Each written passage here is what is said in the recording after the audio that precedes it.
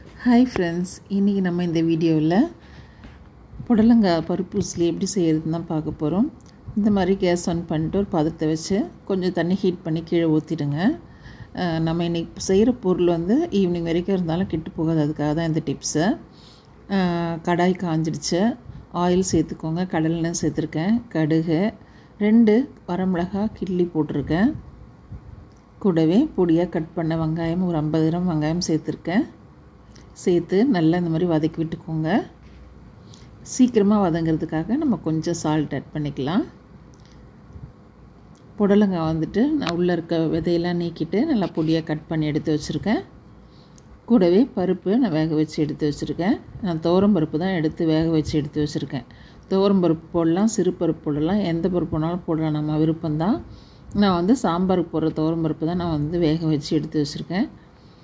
இப்போது வெங்காயம் நல்லாவே வதங்கிடுச்சு. இப்போ நம்ம வந்து கட் பண்ணி வச்சுருந்த புடலங்காயும் சேர்த்துடலாம். நல்லா பொடியாக கட் பண்ணிக்கோங்க. கூடவே கலர் மாறாமல் இருக்கிறதுக்காக கொஞ்சமாக பால் ஆட் பண்ணிக்கோங்க. கலர் வந்து க்ரீனிஷாக நல்லா இருக்குங்க பார்க்குறதுக்கு இந்த மாதிரி பால் ஆட் பண்ணும்போது. இப்போது இன்னும் கொஞ்சம் உப்பு சேர்த்துக்கோங்க. ஏன்னு கேட்டிங்கன்னா ஆல்ரெடி நம்ம கொஞ்சம் உப்பு வதங்கிறதுக்காக சேர்த்துருக்கோம். இப்போ கொஞ்சம் உப்பு ஆட் பண்ணிக்கோங்க. கூடவே பருப்பு வேக வச்சு தண்ணி இருக்கு இல்லையா, அந்த தண்ணி கொஞ்சம் சேர்த்துக்கோங்க. சீக்கிரமாக வெந்துடுங்க. நீர் சத்து நிறைஞ்ச காய் எல்லாமே சீக்கிரமாக வெந்துடும். அதனால் நீங்கள் கொஞ்சமாக தண்ணி சேர்த்துக்கோங்க. தண்ணி சேர்த்து நல்லா அப்படி கலந்து விட்டுக்கோங்க.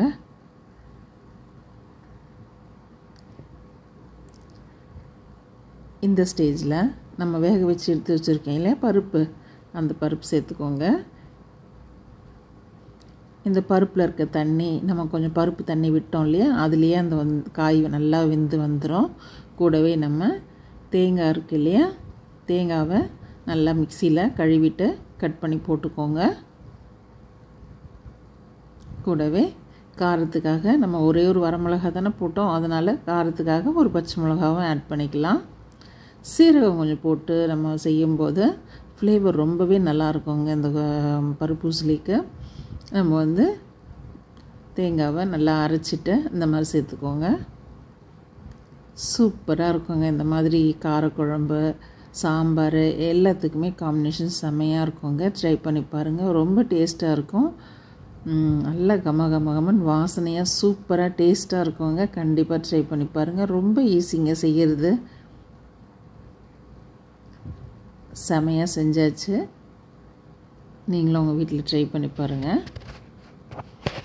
அவ்வளோதான். கடைசியில் கருவேப்பிலை கொஞ்சம் கொத்தமல்லி போட்டிங்க அப்படின்னா சூப்பரான புடலங்காய் பருப்பு உசிலி ரெடி. வாங்க நீங்களும் சாப்பிட்லாம்.